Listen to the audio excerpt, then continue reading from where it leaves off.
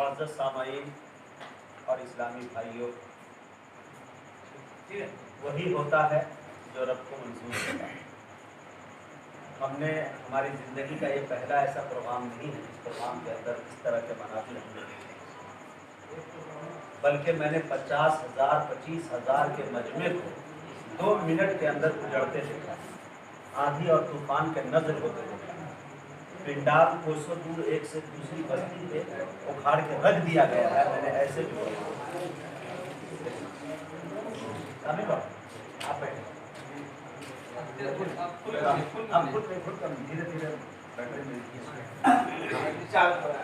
ہاں، تو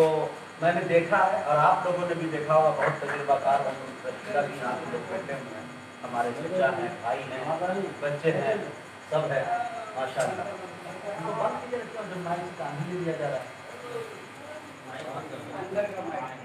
لیکن میٹر یہ ہے، سب سے بڑی بات کہ اللہ تبارک و تعالیٰ کبھی چاہتا ہے تو 50,000 کی محفل میں عشق رسول کی وہ چنگاری انسان نکال نہیں پاتا جو چند لوگوں کے درمیان نکال دیتا ہے۔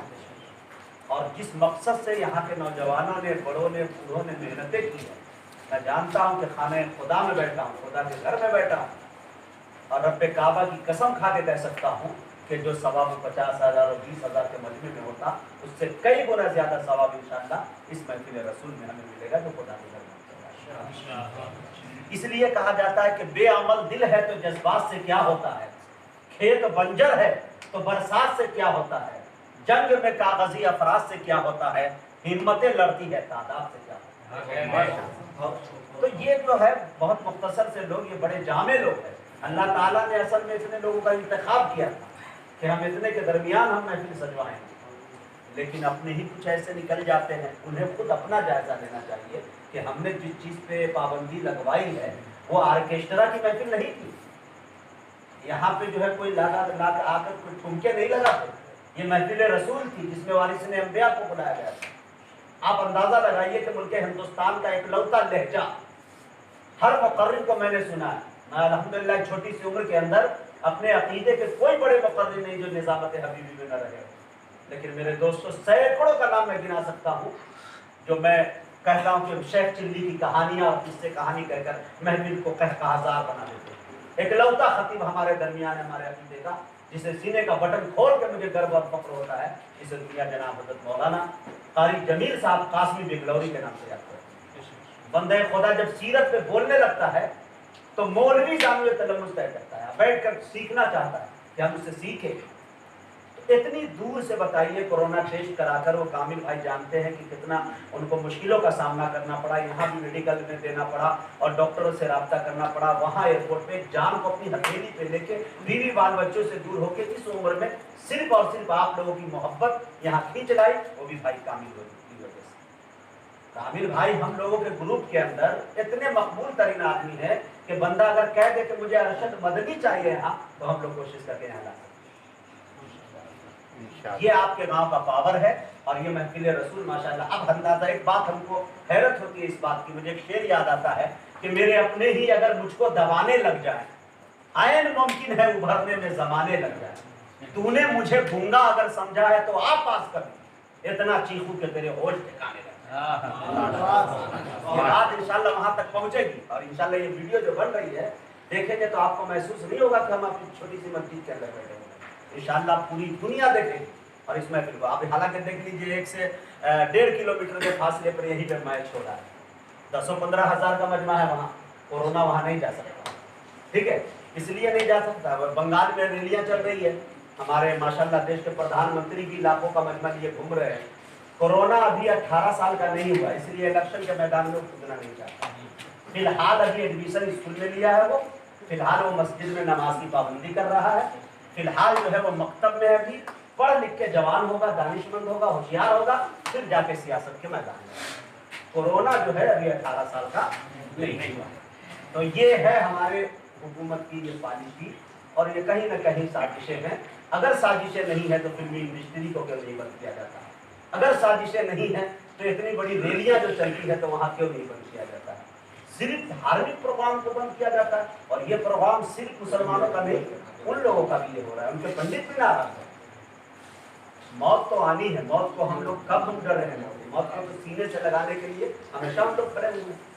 انشاءاللہ میرا کہنے کا مطلب یہ ہے کہ جن نوجوانوں نے، جن بوڑھوں نے، ہمارے بڑے نے، چچا نے، سب نے قربانیاں دی ہیں، انشاءاللہ آپ کی محنتیں رائے گا نہیں جائے گی۔ اللہ نے چاہا، زندگی نے وفا کیا آپ کا اور میرا، تو انشاءاللہ یہ شورائے کرام کی اس سے بڑی ٹیم یہاں آئے گی۔ یہ عزم نوجوانوں نے یہاں رکھا ہے اور انشاءاللہ ہم لوگ بھی ان کی سرپرستی فرمائیں گے، اور ہندوستان کا کوئی ایسا چہرہ نہیں ہے، کوئی ایسا ستارہ نہیں ہے جو انشاءاللہ آپ کے دھرتی پہ نہیں ہوگا انشاءاللہ۔ وہاں دیر ہے، صرف اندھیر نہیں ہے، دیر ہے صرف، اور انشاءاللہ ہوگا۔ اور آج بھی اب نوجوانوں کا مقصد تھا، کامل بھائی نے ہم سے بات کیا تھا، کہا مجاہد بھائی میرا مقصد صرف یہ ہے جلسہ کرانے کا کہ تاکہ میں نوجوانوں کے موبائل میں جو بھوجپوری گانے گھوم رہے ہیں، طرح طرح کے گانے سانگ سنتے ہوئے نظر آتے ہیں، میرا مطلب یہ ہے کہ نعت رسول اس کے موبائل میں چلا جائے، تابش ریحان گھس جائے اس کے اندر،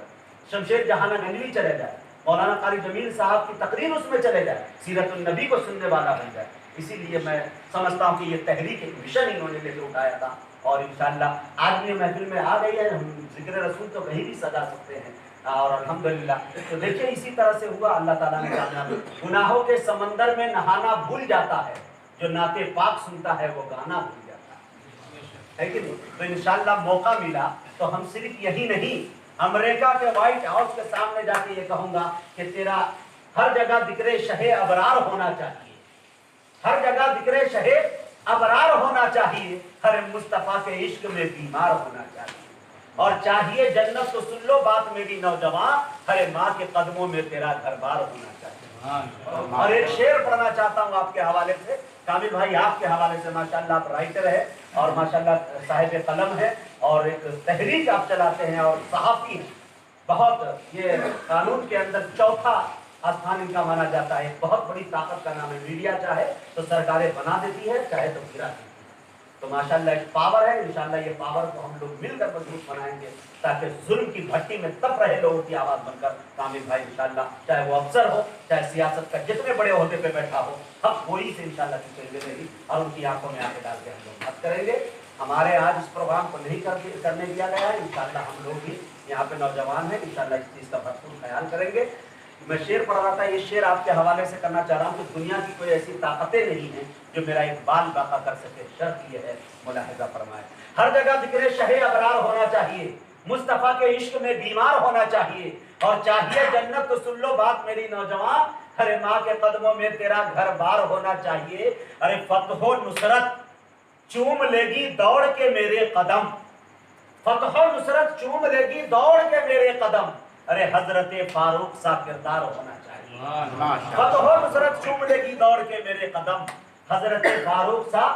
کردار ہونا چاہیے۔ اب آئیے، میں یہ چاہتا ہوں یہ تھوڑا سا زندہ دلی کے لیے، آپ کے چہرے پہ تبسم بکھیرنے کے لیے، آپ کے پیشانی کے پر جو ہے خوشی کی ایک لہر دیکھنے کے لیے، ان جملوں کا، ان شعروں کا میں نے سہارا لیا۔ اب میں باضابطہ چاہتا ہوں کہ اس پاک اور پوتر جگہ پہ، پاک اور پوتر کلام سے، اس پاک اور پوتر محفل کا آغاز کرنا چاہتا ہوں رب کے اسی پاک اور پوتر کلام سے، اور اس کے لیے میں بڑے ادب کے ساتھ جناب قاری سرور صاحب دامت برکاتہ العالیہ سے گزارش کر رہا ہوں وہ تشریف لائے اور تلاوت کلام پاک سے اس خوبصورت محفل کا خوبصورت آغاز فرمائے۔ ستم آرائی بڑھتی جا رہی ہے، کرم فرمائی بڑھتی جا رہی ہے، کلام اللہ جب سے پڑھ رہا ہوں میری بینائی بڑھتی جا رہی ہے۔